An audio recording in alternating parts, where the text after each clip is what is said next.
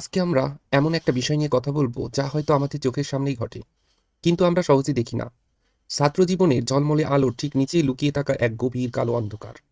একটু ভাবুন তো, ইউনিভার্সিটির করিডোরে হেঁটে যাওয়া হাসি খুশি একটা মুখ, ক্লাসে ভীষণ মনোযোগী, বন্ধুদের সাথে জমিয়ে আড্ডা দিচ্ছে। দেখে মনে হচ্ছে ৮-১০টা সাধারণ ছাত্রীর মতোই তার চোখে শুধু উজ্জ্বল ভবিষ্যতের স্বপ্ন। কিন্তু রাতের আধার নামলেই এই চেনা মুখটাই কি একদম অচেনা হয়ে যায়? দিনের এই ছবির সাথে রাতের বাস্তবতার কি আসলেই কোনো মিল নেই? আচ্ছা, চলুন একটু গভীরে গিয়ে দেখি বিষয়টা আসলে কি। গবেষণায় দেখা গেছে অনেক ক্ষেত্রেই এই অন্ধকার পথের শুরুটা হয় অর্থনৈতিক চাপ থেকে। এই হিসেবটা খেয়াল করুন। একদিকে একটা মেয়ের হোটেল এবং মেসের মাসিক ভাড়ায় হয়তো ৫ থেকে ১০ হাজার টাকা, আর অন্যদিকে পরিবার থেকে সে হয়তো পাচ্ছে সাকুল্যে হাজার খানেক টাকা। তো এই এই যে একটা বিশাল ফারাক, এই টাকাটা আসবে কোত্থেকে? আর ঠিক এই জায়গাটাতেই কেউ একটা ভয়ঙ্কর ভুল সিদ্ধান্ত নিয়ে ফেলে। দেখুন, এই যে পথটা বেছে নেওয়া হয়, এটাকে কিন্তু কোনোভাবেই জীবন সংগ্রাম হিসেবে দেখা হচ্ছে না। বরং গবেষণায় এটা পরিষ্কার যে এটা শুধুমাত্র টাকা রোজগারের জন্য শারীরিক সম্পর্কে জড়িয়ে পড়ার একটা অন্তচেষ্টা। সোজা কথায় এটাকে একটা পুরোপুরি অপকর্ম হিসেবেই গণ্য করা হয়। আর এখান থেকেই শুরু হয় সেই দ্বৈত জীবন। মানে বাইরে থেকে দেখতে একদম স্বাভাবিক, কিন্তু স্বাভাবিকতার মুখোশের আড়ালে লুকিয়ে রাখা হয় এক অন্ধকার অন্য জগৎ। দিনের বেলায় ছবিটা একদম নিখুঁত। সে ক্লাসে যাচ্ছে, বন্ধুদের সাথে হাঁটছে, লাইব্রেরিতে পড়াশোনা করছে, একেবারে একজন আদর্শ ছাত্রী। মানে বাইরে থেকে দেখে ঘুণাক্ষরেও টের পাওয়া যাবে না যে এই পর্দার আড়ালে অন্য কোনো গল্প আছে। কিন্তু যেই না রাত নামে, পুরো ছবিটা ১৮০ ডিগ্রি ঘুরে যায়। শুরু হয় কিন্তু যে রাত নামে, পুরো ছবিটা ১৮০ ডিগ্রি ঘুরে যায়।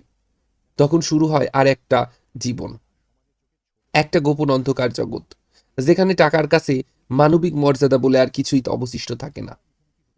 ছাত্র জীবনের পাশাপাশি চলতে থাকা এই অন্ধকার দিকটাকে নিয়ে কিন্তু কেউ কথা বলতে চায় না। কেন? কারণ একটাই, লজ্জা আর সমাজের চোখে ছোট হয়ে যাওয়ার ভয়। তাহলে এই গোপন জীবনের পরিণতিগুলো কি ঠিক কি কি? মানে কি ভয়াবহ বাস্তবতার মুখোমুখি হতে হয়? তার সাথে কিন্তু জড়িয়ে আছে মারাত্মক বিপদ, নৈতিকতার চূড়ান্ত পতন। এই পথের অন্ধকার দিকগুলো যদি একটু দেখি, দেখুন, ফ্ল্যাটে, হোটেলে, এমনকি রাস্তায় অচেনা সব মানুষের সাথে দেখা করতে হয়।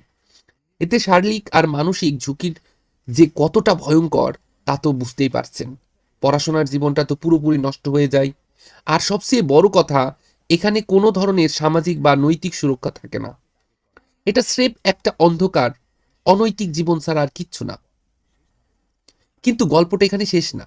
এই জীবনের ক্ষতিটা শুধু নিজের মধ্যেই আটকে থাকে না, বরং বছরের পর বছর ধরে চলা এই ছলনা একসময় অন্যের জীবনকেও ধ্বংসের এবং বিপর্যয় ডেকে আনে। একটা নির্দিষ্ট প্যাটার্ন এখানে লক্ষ্য করা গেছে। বিষয়টা অনেকটা এরকম: প্রথম ধাপে বছরের পর বছর ধরে এই গোপন জীবন চালিয়ে যাওয়া টাকা জমানোর জন্য। তারপরে বিয়ে করার জন্য একজনকে টার্গেট করা হয়, তার সাথে সম্পর্ক গড়ে তুলে বিশ্বাস অর্জন করা হয়। আর তারপরে শেষ ধাপে খুব ঠান্ডা মাথায় ছলনার ফাঁদে ফেলে সেই মানুষটার জীবনটাকে একেবারে একেবারে তছনছ করে দেওয়া হয়।